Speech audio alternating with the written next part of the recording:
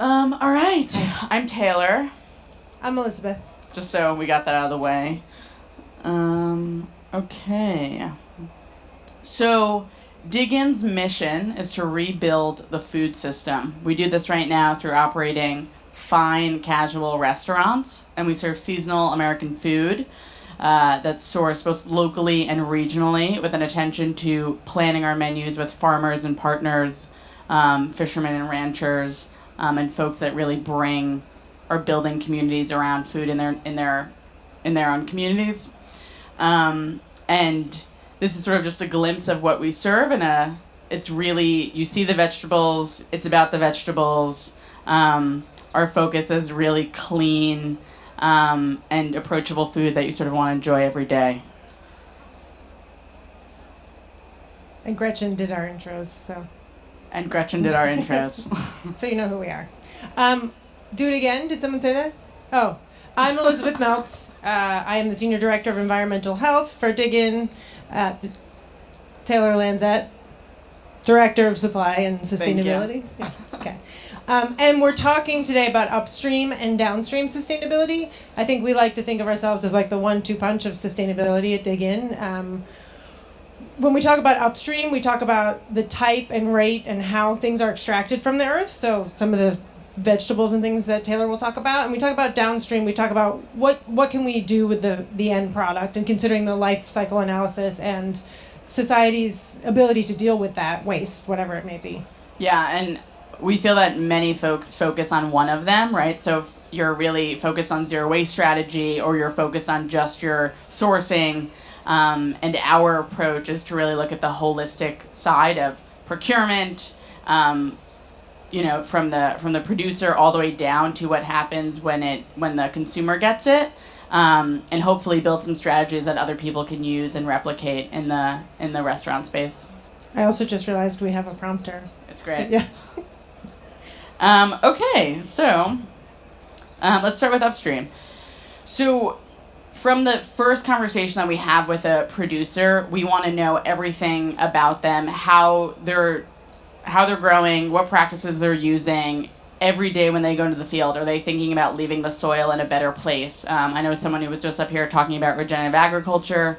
A lot of the conversations we have with our farmers are around how they're working to improve either their community from a labor standpoint or from a production standpoint.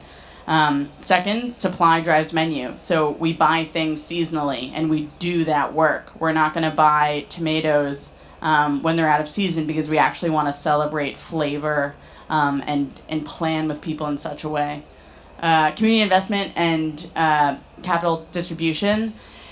Because of our procurement power and the money that we can spend, we feel as if some of the strongest sustainability work we can do is around investing in communities that have not had access to types of large procurement partners. And so by that I mean women farmers, minority farmers, queer farmers, folks who maybe have retail opportunities, but in order to work with there are barriers to entry to work with a Bald or some of the larger distribution partners. So we intentionally seek out those folks and figure out ways to kind of bend over backwards to make sure that they could be a part of our program and make sure there's no barrier to entry.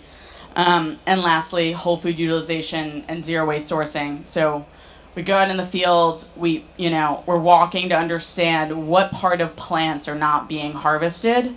One of my favorite examples is I was with a colleague down in Florida, and we were looking at cauliflower fields. And when you're harvesting cauliflower, the plant's about this tall, and you're just getting the crown. So most of the plant mass, about 80%, is just left in the fields. And so now we're working with our partners to figure out ways in which we can use more of that plant mass instead of just taking the crown, or what we think is what we're all used to, really.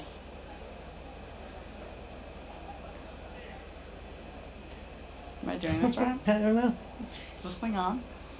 He said face it over there if it's not working. All right. Teamwork. And just a quick case study. So Diggin also operates its own farm in Chester, New York. We're growing on 13 acres in the Black Dirt region. So this for us was really sort of a walk the walk, talk the talk. How can we become better partners in our supply chain by actually understanding the day-to-day challenges that producers in the Northeast face. So our farmer Larry runs a crew of about 10 people, and their primary goal is delivering produce for Dig In, and it complements our supply chain in such a way that we're still going direct and working with other partners. We're not looking to vertically integrate and grow all of our own vegetables. We buy about 8 million pounds of vegetables a year, so that would be quite a bit for us to do ourselves. But it allows us to sort of, Larry calls and there are challenges he's experiencing around maybe runoff. I can then talk to some of our other producers and understand how they're dealing with that and share stories and collaborate. And because of our unique position, we're able to document and record a lot of these things where most farmers who are just in the fields are really only focused on growing might not have the time to sort of write down what those wins and losses are, and we're able to, because of our position, we're able to leverage our time and resources there.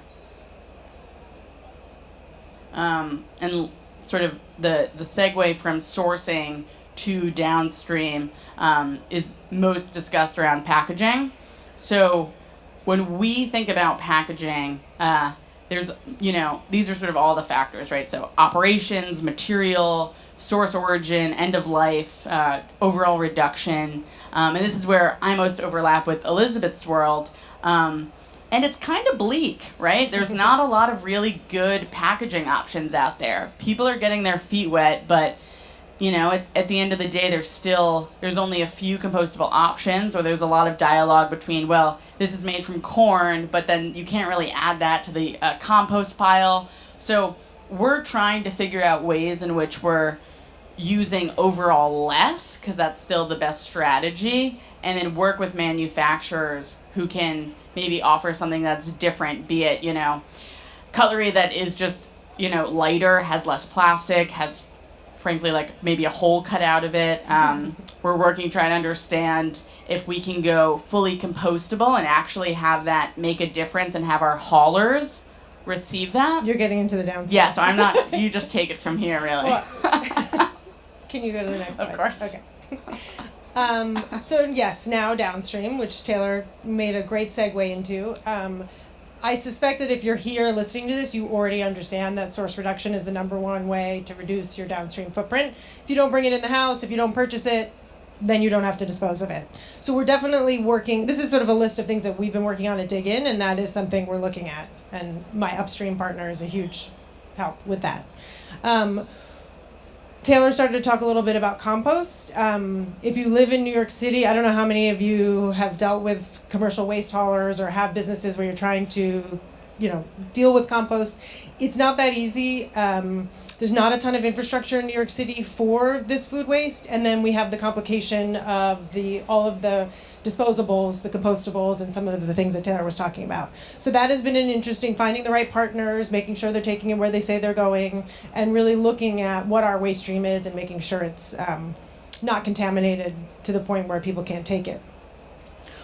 On the flip side of that, again, if you don't bring it in-house, you don't have to throw it away, and if you don't create the waste, if you don't serve it in a to-go bowl, then you don't have to get rid of it. So we've been working really hard on a reusables program for in-house, to stay or to go. I think the next slide has a picture of how we, there you go, choose a bowl, eat in or to go. Go back. Thank you.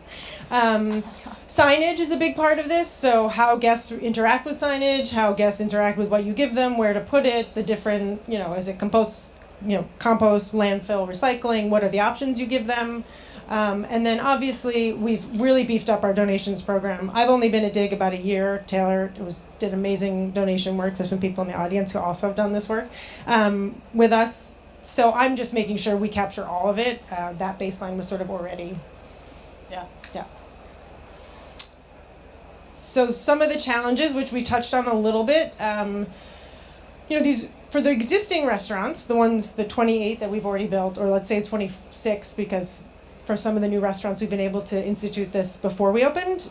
You have an existing building. The structure's already there. The space is already there. The habits are already there. The hauler is already in place. And so how do you, make it so that it is easy for people to do the right thing? Also, people always say, well, I can't compost, I don't have any room. And I always say, and I'm not the only one to say this, it's the same amount of waste. We're just asking you to put it in different bins now. But when you have a small space, that's still another bin, even if it is the same volume. Materials, we sort of touched a little bit on how what you bring in really impacts where it goes. So is it plastic? Is it compostable?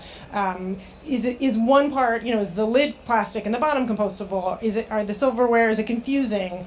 And I'm sure there's someone in the waste industry in the audience. What does the commodities market want right now? Cardboard's great, but nobody wants glass, and sort of keeping up with that trend or trends.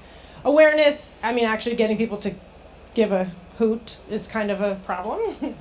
Frankly, some people don't care. They walk right up. They put it away. Both on the businesses side and on the guest side. Training was a huge lift. You're changing behaviors that have existed for a while, and people are excited to do it, but it's still a new muscle that you need to build. And then guest enrollment, which I sort of touched on when I talked about awareness. I feel like you want to add something. No, I'm nodding in agreement. Yeah. Just getting people to buy in and understand, both employees and guests, to understand why we're making these changes or why we're doing what we're doing. Am I finishing it up now? What? Fuck. Right. In conclusion, and I borrowed from Foodprint Group, which is a zero waste consultant that we use to help us. There is no away. You don't throw anything away. Everything goes somewhere. Landfill, it's still here. So that's really sort of a key point I would drive home. You can.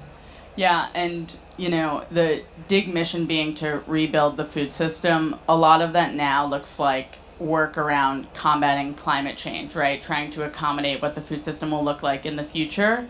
And so kind of what our ethos is, one of them being engage your vendors, right? If you're buying things from someone that's not direct, ask them about it, right? Either they'll sort of kind of get frustrated and not know where you're going with it, but the more questions you ask, obviously, the more you can learn about origin and source and labor practices. Believe that the future is about building soil, regenerative agriculture. There's tons of farming out there that's still really bad for the planet, and we need to spend more time and resources investing in the farming that's going to take carbon out of the atmosphere. And on that note, I just want to I used the word compost. There's a difference between diverting food waste from landfill and actually composting. I think compost is a critical part of that, rebuilding the soil. Yeah, and then one of the best, most delicious, most fun ways to engage with this work is to eat more vegetables. And yeah. We'll leave you with that. Leave you with that.